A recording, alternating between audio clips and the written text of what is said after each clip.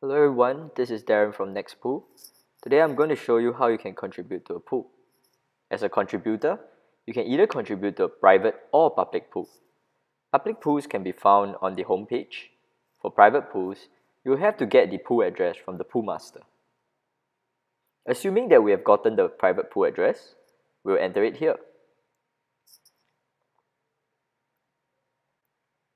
As a contributor, you can either contribute Ether to the pool, or you can withdraw your contribution amount from the pool.